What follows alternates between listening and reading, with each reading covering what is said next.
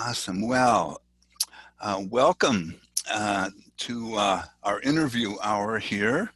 I'm Michael Naylor from the main Enneagram Center for Transformation and Change, and I'm have the opportunity to interview a beloved Type 3, Lori, and she's going to tell us about herself and her life on the trail of freedom as she moves towards up the ladder of enlightenment. And so anyway, that said, just want to welcome you and just really looking forward to hearing about your experience of being a 3. Okay. Thank you. Thank you for inviting me. Absolutely. Absolutely. You know, and the 3s are the best. So, you know, that's why we have you here. We got to have somebody here who's the best. So, so that Well, said, go ahead. I'll coach you through this interview, Michael. That's good. That's good. So far, we're doing okay, right? Yeah. Awesome. I only have 2 years experience in the Enneagram, but I know you've had 20 or more. So, you know. Just right out of the birth chute, I was reading the book. Yeah. So why don't you just tell us a little bit about how you came upon the Enneagram and how you've experienced it and then maybe even noticing, oh, gee, as I discovered my type, I could look back on my life and see some patterns. Like what stands out for you? Well, it was a couple of years ago, you gave a retreat called the Inner Critic in Birmingham. And I saw that title and I knew that I had a very loud, harsh inner critic. So I wanted to go learn more about it to help myself and understanding and how to make that inner critic, be more gentle with me and almost silent if it's possible. So I had never read about or learned about the Enneagram, and when we started and you described there were 9 different personality types, I thought they were all really cool personalities. And that's what I love about the Enneagram. It's strength-based. I would want to be any one of those personalities. And as you worked around it, I could, starting with an 8, I could see a little bit of each one. But when you talked about the 3, I'm telling you, you were speaking to me directly. It was like, oh my goodness, he's got my number. He knows exactly who I am. And this is, it was spooky how the achiever, every description was right on. And then how the inner critic interacted with that personality. It was as though you were reading my mind. So, we worked through the rest of the personalities, and sure enough, that was type 3 was the dominant. It always has been. I tried to read all about all the other ones and test myself and make sure I had it right, because I am a very overachieving academic, and that's it. That's me. Now, I was the only type 3 in that retreat. And I wonder whether you get many type 3s coming to your retreat, because I would imagine most of them probably feel like they've got it all together and they don't need this kind of training. But I needed it, and I've benefited from it. Well, people ask me that question, and I only have my sort of anecdotal answer, which is 3s over all the years I've been teaching tend to be underrepresented, and I think part of it is because they're so wired to be in motion, going towards a goal that's sitting for 2 days.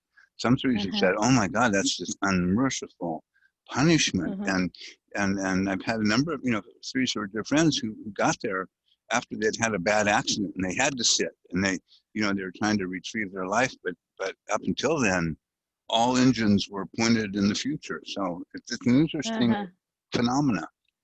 Right. Yeah. So, but that's okay. I'm happy that I was there that day, and just then started reading and doing a journal and getting some coaching from you has been helpful. And so I'll tell you about a 3. I am the achiever. Okay.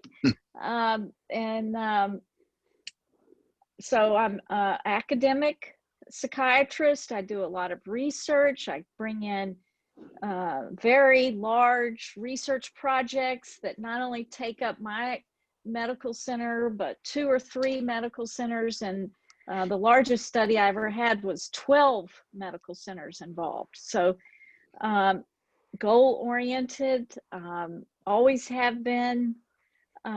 So it is as though I achieve success and I can barely slow down to savor that success before I'm on to building another project.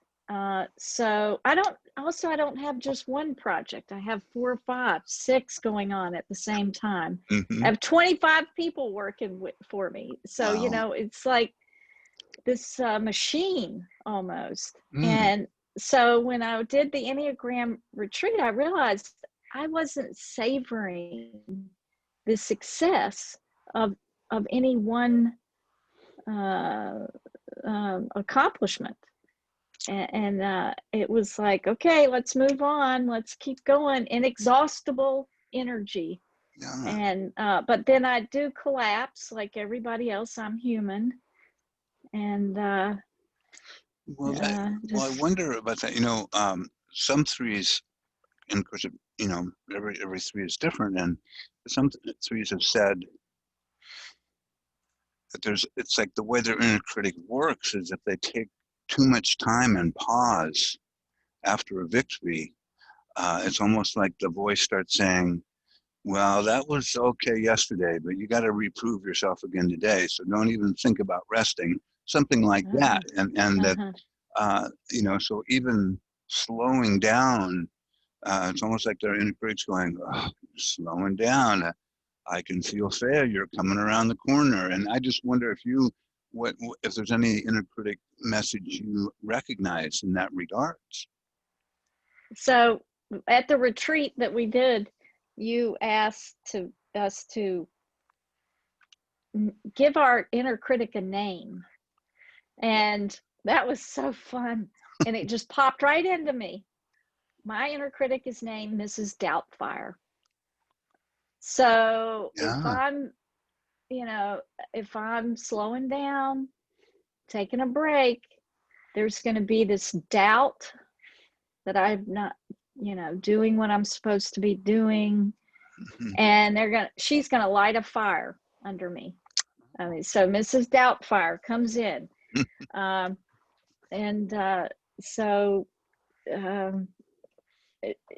I can see her now, and I can almost laugh at her sometimes, not often, but so I've also learned that I am very committed to whatever I take on. I take it on. I'm committed. When I'm at my best, I meet my commitments. I keep track of my commitments. I stay on schedule, but then I'll take on 3, 4, 5 commitments. And I've learned to watch myself when I start feeling overcommitted. This has taken 2 or 3 years to get here. It's not easy. Because I know that soon I'm going to go from being overcommitted to overwhelmed. So I have this little Post-it note that I've drawn about committed, overcommitted, overwhelmed. So it can go pretty quickly if I don't keep a check on taking on another project, believing the project can be even bigger and better, and got all the people around me. I want to bring them up into this successful project, give them credit, let them have part of it. But before I know it, they're asking me to take on their commitments. And I wasn't really signing up for their commitments, but hard to say no. I know. Yeah, I've a number of 3s have said to me, when I try to slow down, people keep asking me to do stuff. It's like, and they'll even pay me more. It's like I've built up this success pattern, and people love my work, and so they go, well, I can go to her because she'll do it, and she'll do it great, right? And so they Well, just I'll do it better than they'll do it. right, yeah, It's just my nature. right. So let's get Lori. We'll ask Lori. She's so nice. She'll say yes, and it's just it has a way of building a momentum in Type 3's life. So it sounds like you've developed a way to be more mindful about not getting completely taken by that. Right. Yeah. So what's it And like to say no? Because I've had 3 say when I say no, it just gets me if I disappoint people because I really like to please them and make them feel good. And then if I say no, sometimes that's hard for me. And I wondered what's been true for you.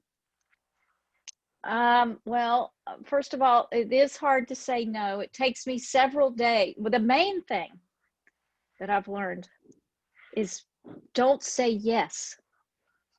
Okay? All those threes out there, the very first thing you have to do is not say yes. Pause. Don't reply. Think about it. Take a couple of days. And I think they're starting the other person. Just the other day, I had to say no to someone. I'm sure they were picking up on the vibe that I didn't reply back like immediately. And I was feeling guilty that I didn't reply back. And I felt like that person was suffering because I hadn't replied. So to take that day or two and think about how to say no, that I really want to say no. And it's not that I don't like the person, and I can't help it if they don't like me if I have to say no. But I've written down about 10 ways to say no. So I'll go and look at my list of how to say no. That's great.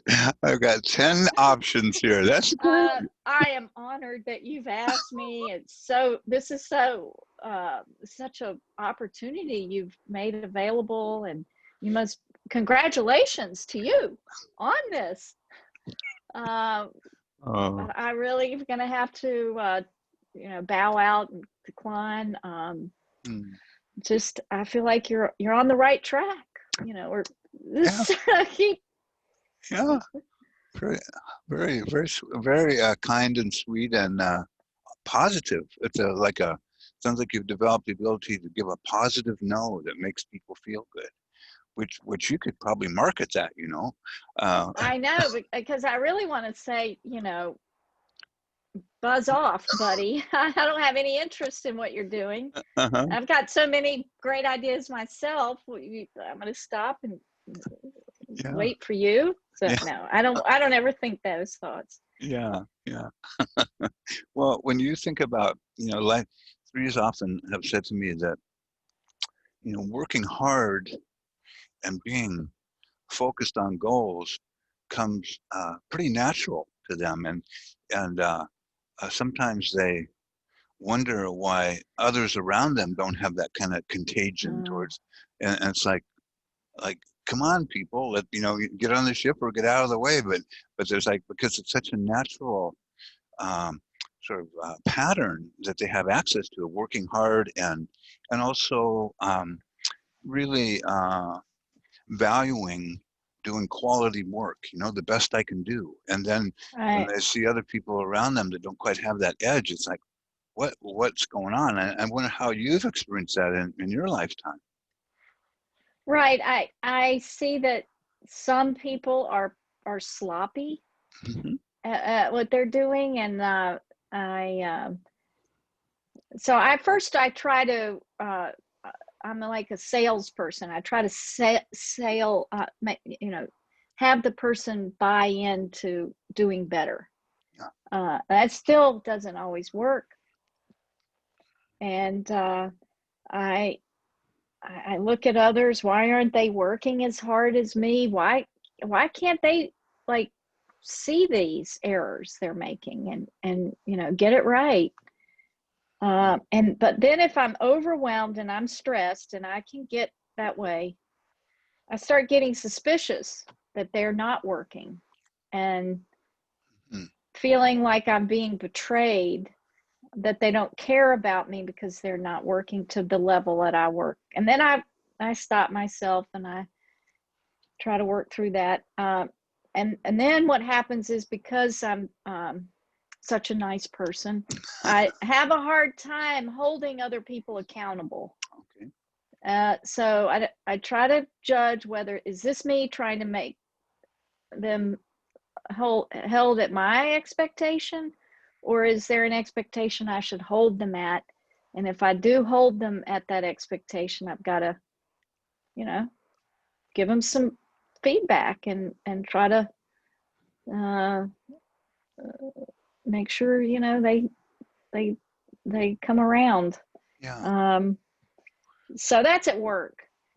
With friends, not that way. I can let them off the hook. Okay. Well, so one of the things that some trees have said is that, working hard, it's like a hit of adrenaline. I get energized, like, whoa, and if I'm getting tired, the way to deal with tiredness is I just crank it up and boom, I go through. And so I can, I can just, it's almost like the harder I work it, the sort of the more adrenaline juice I feel. And I can be kind of self-propelling in that way, so I can go for long periods of time, and other people are dropping off and they're tired and they're going to bed, and it's like I'm on my, I've got my sort of hyper focus towards my goal. So is that something that you experience from time to time, that kind of high energy, start to get tired, but I can sort of amp it up? Is that okay? So yes, if I'm working on a project or working on a grant or a manuscript, and by the way, I published, like, I'm getting close to 100 manuscripts. I'll call you the day I've published the 100th.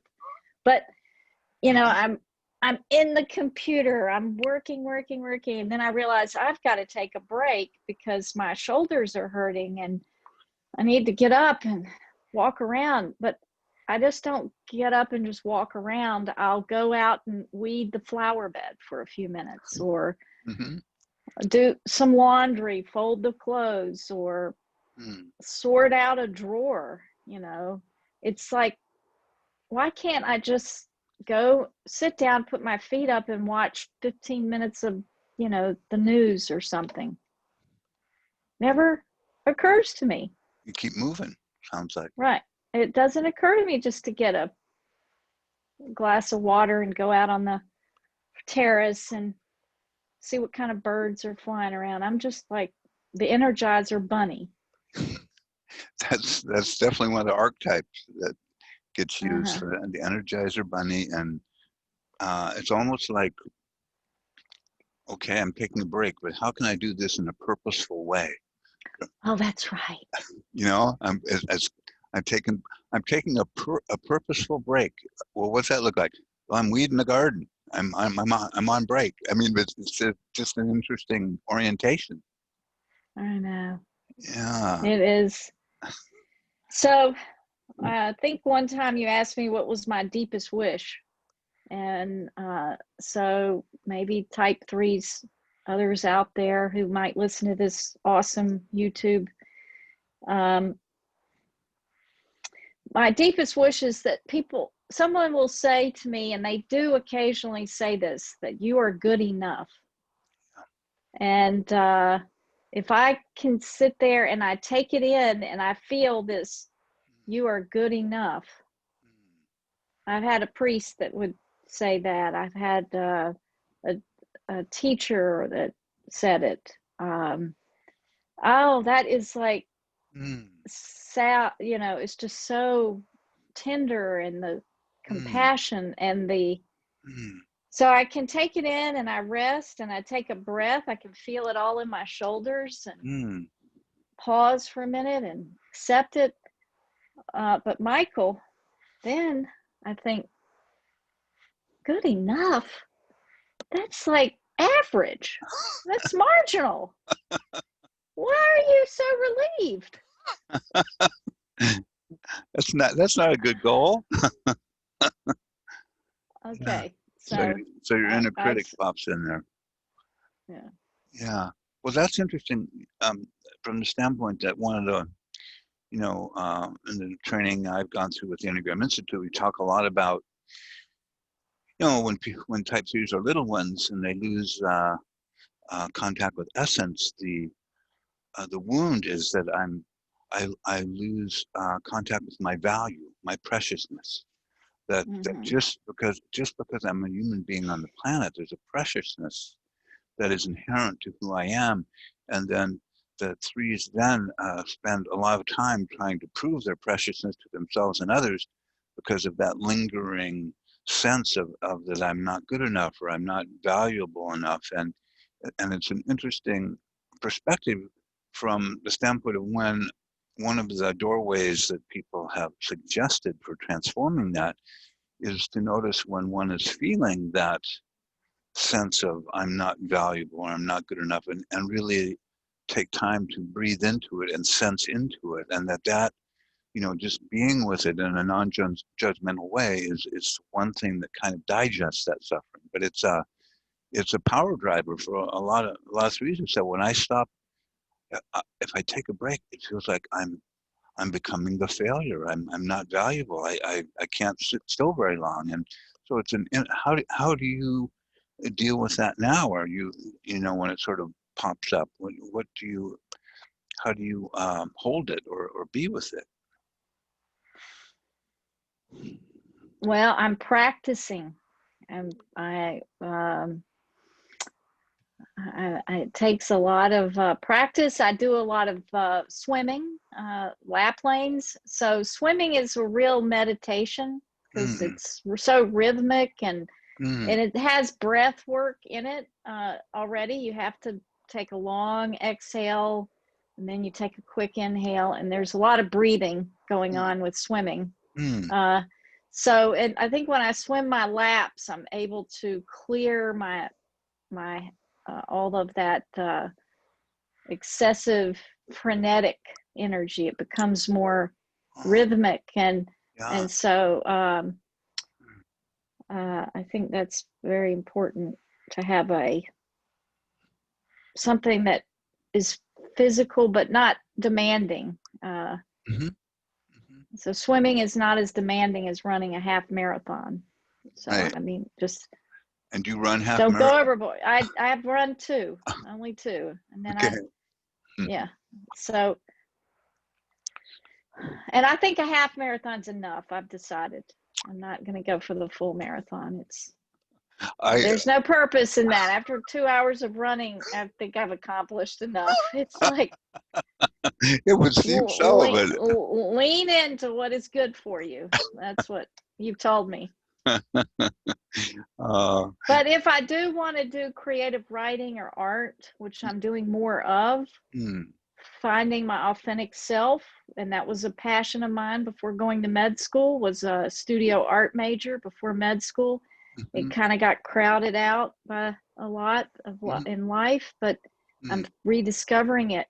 But sometimes I'll still, more times than not, I will say, okay, but just let me finish XYZ first before I can do this piece of art that I've set up to do, or mhm.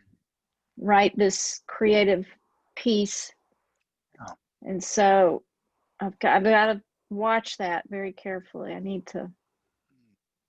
well, one of the stories we've heard about threes is that as kids that they can be very sensitive to the hopes and dreams of their parents, and that because they're a heart-centered type and they love their parents, that they can sometimes unconsciously abandon what it is they care about and start to achieve the things that maybe mom or dad wanted to achieve in their life, and that somehow threes have the ability to go after a goal that really isn't fully what they want, but they can just put themselves into it and go for it. And then, I've had experience where threes come to me later on in life and say, I took on this career and I'm great at it, but I'm not feeling it. I don't feel my heart in it. And so there's this whole heart retrieval process that some go through, not all threes, but I wondered what your experience is around that. Well, yeah, I mean, my mother told me from day one that I was going to be a doctor. Oh, you're going to be a doctor when you grow up. Wow. And sure enough, I'm a Wow. doctor, a medical doctor. Yeah. Now, in medical school, when I got there, I was like way in over my head. And I had to search. And by then, I could start discerning, well, my mother and father got me to this place. And I did give up art, but I was intending to be a medical illustrator. So even when I went to my medical school interview, I took my illustrations from the biological textbooks. I used to work a part-time job illustrating dissection manuals. So I took those to the interview. It helped. And that was what I was going to do, was become a plastic surgeon and draw my the anatomy. But so in medical school, I had to discern, well, what is it that's the closest to art or my creative passion? And that was psychiatry. And to be able to do psychiatry was where I could find that creative vibe.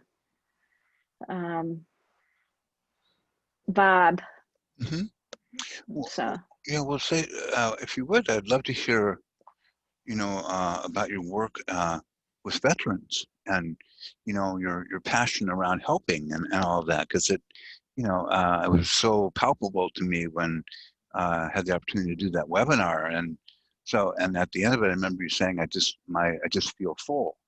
And so I was just curious about that, because it sure felt like your heart was really in it fully. And I really appreciated that. Yeah, so right after residency, the job I got was in the VA, and I've been there ever since. And I take care of combat vets. So if you'd have asked me in medical school, was I going to go and take care of combat vets, I probably would have said no. That's not very glamorous. I'm going to do something, I don't know. But it has been, it's definitely met with my passion. So maybe I have a type 2 wing, I think. And then I've got that type 4 too, creativity, studio art and all that. So, but I mean, I just love my veterans that I take care of. That part of my job gives me so much pleasure. So it gives me real hope that if and when I, want to let go of all the academic burden, it's like having several term papers hanging over your head at all times to do research. If I ever want to lighten that, I don't know that I'll ever give it up, but I can, if I see more patients, that's fine with me, because I just really, and I connect with them, because I think even though they're suffering, they're not, they don't want pity. No, it's seeing their resiliency, seeing their self-reliance, seeing how they want to recover from this, and that they will. And so they now, I can't connect with every single one. There's maybe someone out there watching that says, well, she didn't connect with me. Sorry, call me again, give me another chance. Well, I really appreciated my experience of it was how they felt so cared for. It's like you really held space for them, and really there was room for them to be who they were, which was really inviting. And they were all just such sweet and good people, and I could really feel your heart in that, and just what you've done for them. So sometimes it's interesting, threes with two wings often have a lot of heart and loving kindness and wanting to help people as being part of their motivation. And so when you were growing up as a little girl and through grade school, high school, etc., how did your three passions show up? I mean, how were you in school? Were you super competitive? Were you, and what did you notice when you were going through your younger years?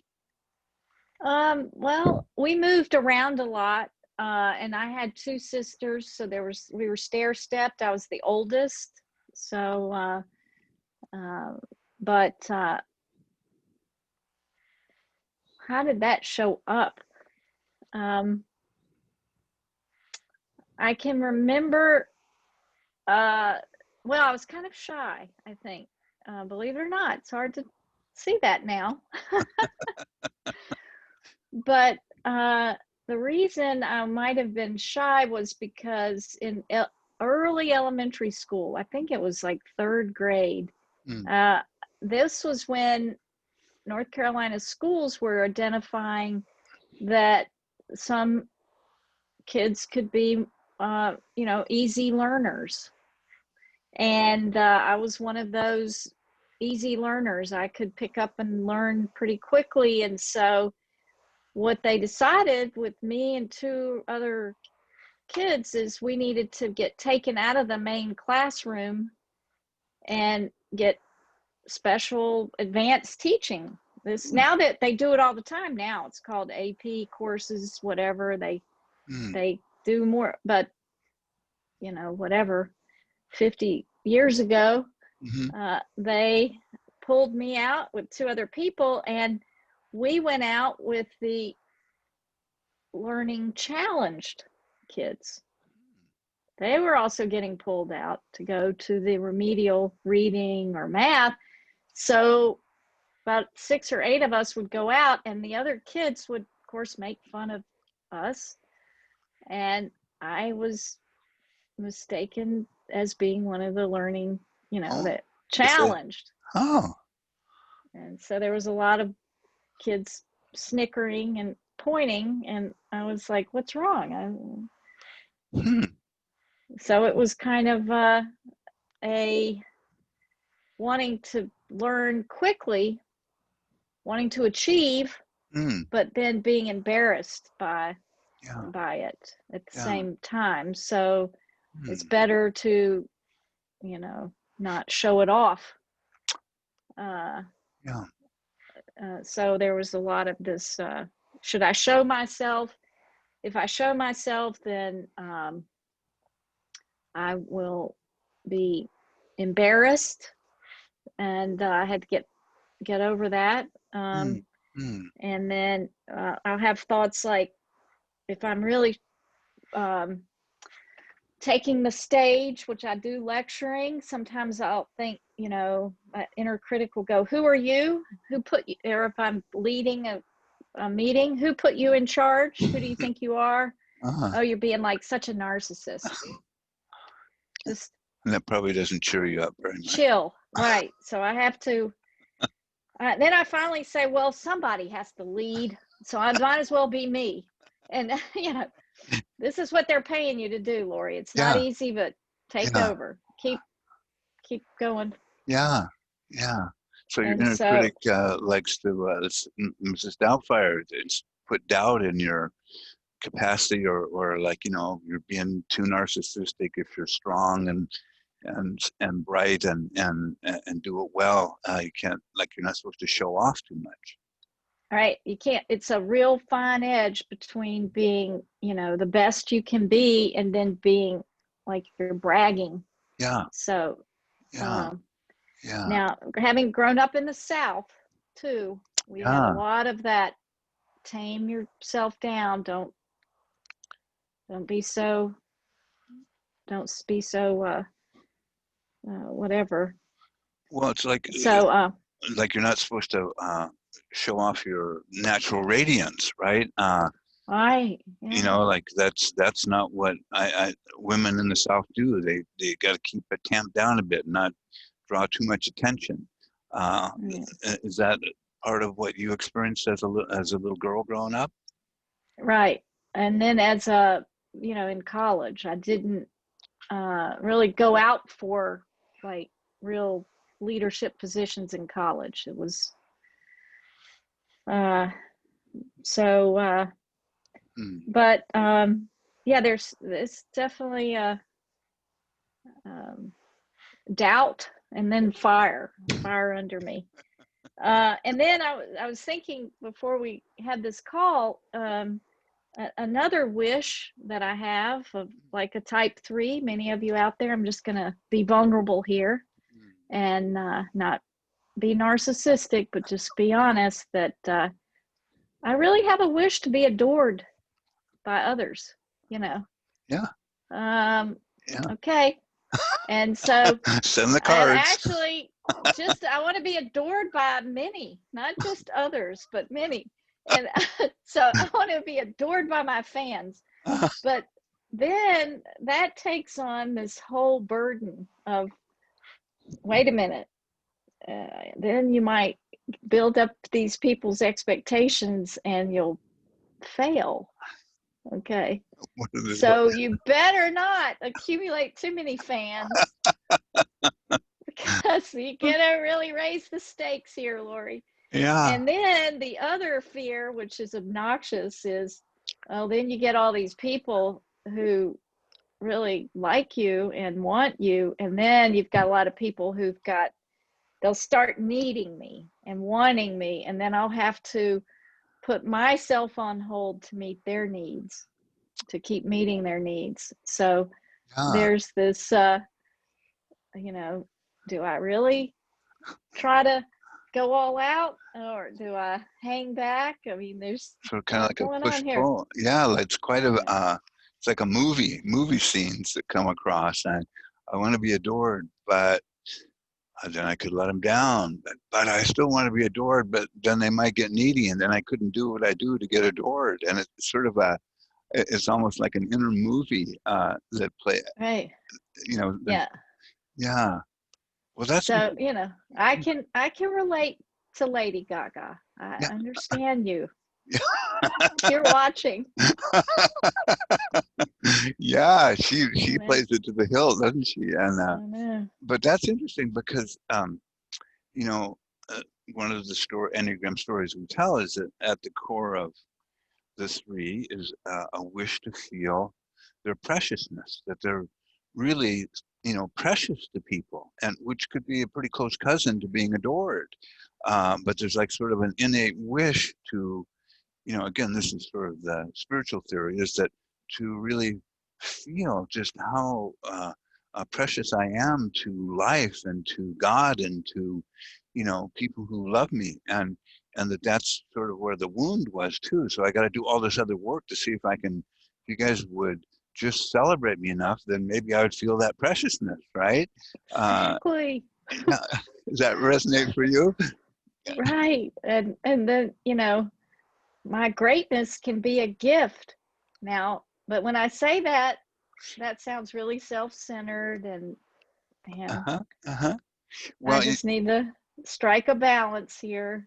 Don't get too big and go toward that edge, that little the cliff of narcissism. You want, but it's interesting. There's something about, at my very best, if that story isn't going on, it's the idea that 3s love to have everyone else shine too, right? It's not. Oh, absolutely. And that's the gift. It's like we all shine on here. We're all up here, and this is good.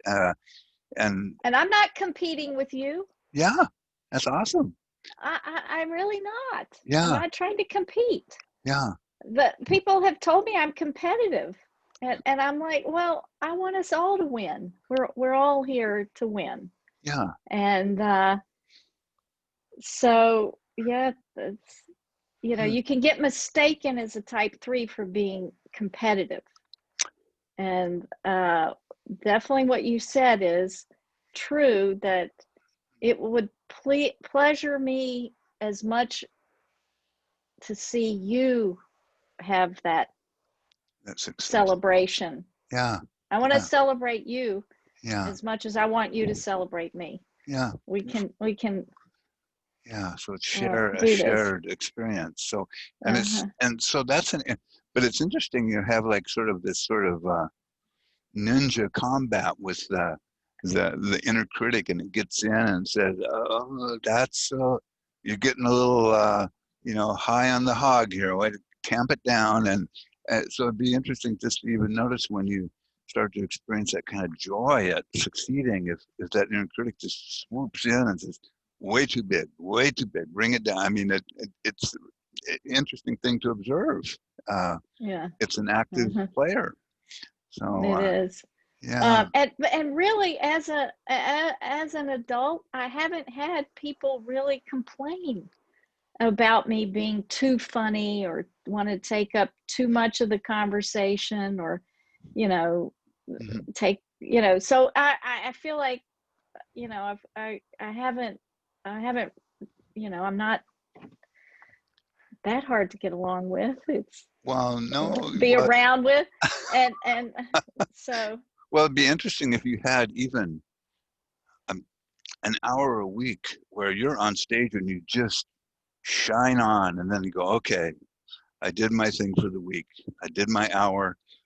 That felt so good. Now I can, go about helping other people shine. But just having like an outlet, where you just play with it and see what happens when you shine as brightly as you hunger for. It would be interesting to see what happened. uh-huh.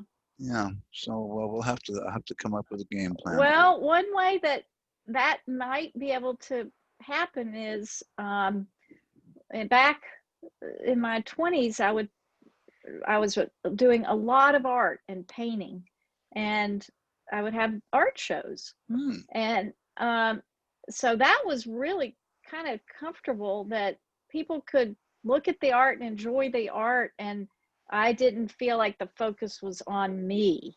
Yes. So it could be a way to shine without having the spotlight on me. So it was fun to have art and share art, and also now I'm thinking about writing a book. So it's kind of maybe that's a way people could uh, you know appreciate what I do without having to be on stage. Yeah. Yeah. But Mm-hmm. it sounds like when you are speaking publicly or giving presentations, that's something that comes naturally for you, uh, Right. and that you can, and that you're funny, and that you're, as kind of, um, and like not trying to be funny, but just seems to happen, and people Oh laugh. yeah. The sense of humor, I get it from my dad. Oh yeah. I love him. He's the gift of gab, and he's always got a twist or a joke. And so when I do give a lecture, there's a lot of just spontaneous humor that comes right out, and Mm-hmm. so it makes it fun. But uh, Mm-hmm. you know, Well, when you think if you were going to give some sort of, well, and you have done this already, but just even when you think about other threes around you, or even a three who's coming up through high school and early adulthood, uh, would would you have any words of wisdom that sort of come to you right now that you would want to share with them? um, I um, oh, just be brave. Uh, let Have courage to bring your gifts forth, Mm, and they will be received by someone. yeah, Uh, yeah, not everyone, but I don't want everyone, and neither do other type threes. We can't please everyone. But there are a lot of people who will just soak it in, because mm, their personality types aren't. They don't. Some personalities do not want to be that achiever or that radiant, yeah, and so you're doing your part mm, in all the matrix of 9 different personality types in millions of people. We've got a role to play, and mm, just have fun with it. yeah. Lovely. Well, you mentioned Lady Gaga, and like, what do you notice about her? Well, I notice a lot of creative people who are able to bring their gifts forward, and they're almost like give it away. They really are Mm, generous about it. Now they get paid for it, they make money for it, but I think that the genuine artist is doing it from the heart and giving mm, out that art mm, without unnecessary regard for how much money they're making, but who knows. And then she also has some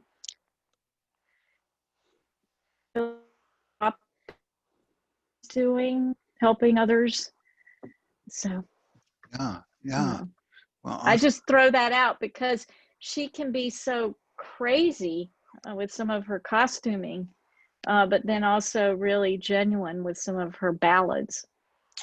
Yeah, Yeah. and when we say sort of in the levels of health, that level one for the three is the authentic person, who speaks the truth and is vulnerable, like you have been, and just talking about what's goes on inside you, Mm-hmm. and that there's also appreciation or gratitude for the gifts they've been given. There's this sense of, I'm not the almighty person who just created this out of thin air. There's like somehow I received a gift of a lot of capacities, and I feel humility around that. Like, thank you. I don't know how this happened, Mm-hmm. but Right. does that resonate for you? Oh yes, I feel like you know I do resonate with that. That Yeah, yeah, yeah, the DNA aligned, and healthy, smart, charm, all those things. yeah, yeah, yeah. Yeah. Well, anything you want to add before we close? Anything I haven't talked about that is important for you to share?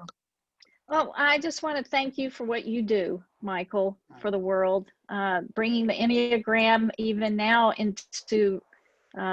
the uh, into this space of YouTube, and Yeah, the pandemic has taught us how to do all of this, and that's right. uh, Forced is. it's just spread it. Yeah, yeah. You also give it away with Mm, your generous mm, way about you teaching, coaching. Well, thank you. I appreciate that. It's certainly it's a joy to be able to share.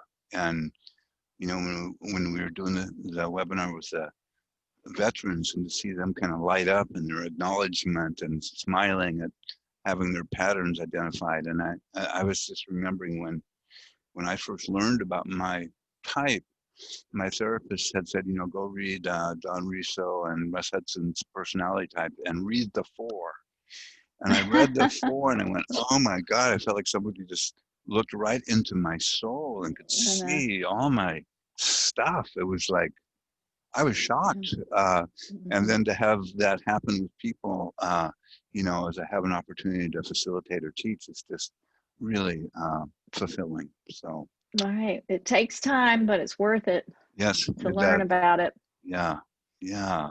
Mhm. Well, thank you so much for taking the time to share your story and your soulfulness, and we'll just keep carrying forward with whatever serves us to align and keep teaching and just Right. You and I have a mission now to bring this more into the world with veterans and yeah, help the veterans recovering from trauma and other uh, anxieties. yeah, But that's our hope as we bring this for yeah, the first time into the VA, and veterans yeah, very can exciting. benefit. Hmm. Yeah, yeah, very exciting. All right, well, I'm gonna turn our. Okay. Well, have a nice day. All right, thank you so Thank much. you so much. Okay, bye Bye now. bye. Bye bye. Let's see what I have.